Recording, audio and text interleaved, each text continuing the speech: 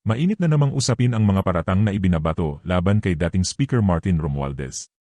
Sa tuwing may kontrobersya, lalo na tungkol sa flood control funds at pambansang budget, tila siya ang unang itinuturong may pananagutan.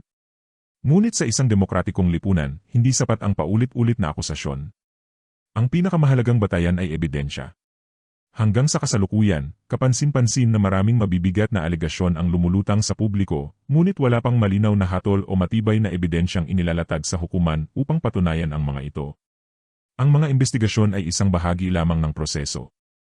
Ang tunay na sukatan ng pananagutan ay kung may sapat na ebidensyang kayang tumayo sa korte. Isa ring mahalagang punto ang naging kapalaran ng ilang kasong isinampa laban kay Romualdez.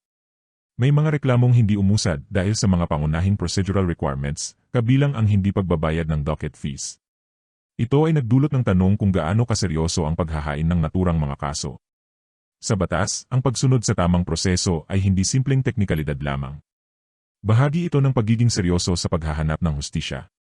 Hindi maikakailan na malaki ang epekto ng paulit-ulit na pagbibintang sa reputasyon ng isang tao. Kahit wala pang napatutunayang kasalanan, maaari nang masira ang pangalan ng isang individual sa harap ng publiko.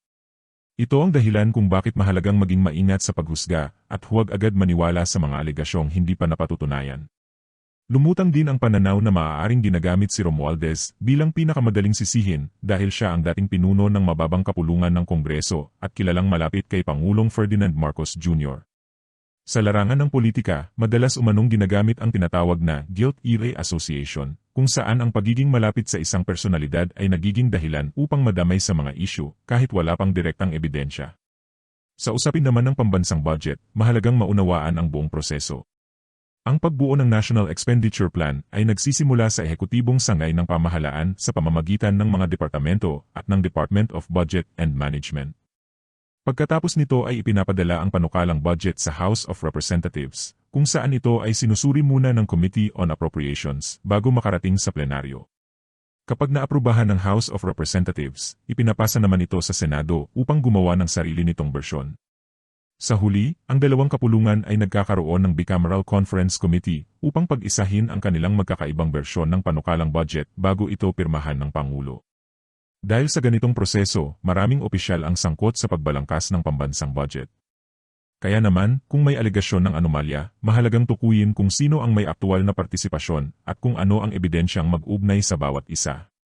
Hindi sapat ang pagbanggit lamang ng pangalan nang walang malinaw na dokumento o patunay. May mga usapin ding lumutang tungkol sa posibilidad na gawing state witness si dating Department of Public Works and Highway Secretary Manuel Bonoan.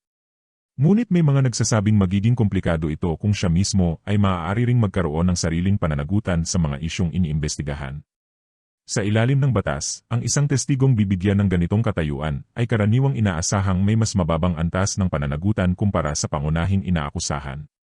Samantala, lumalakas din ang paniniwalang may sistematikong kampanya upang sirain ang pangalan ni Romualdez. Ayon sa pananaw na ito, nagsimula ang sunod-sunod na pag-atake matapos mabuwag ang pagkakaisa ng Uniteam, at naging sentro siya ng mga batikos dahil sa kanyang impluwensya at pagiging malapit sa administrasyon.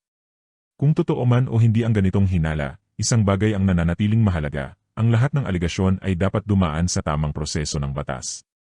Hindi dapat ang social media, political rallies, o court of public opinion ang maging batayan ng hatol. Ang tunay na desisyon ay dapat manggaling sa hukuman batay sa ebidensya.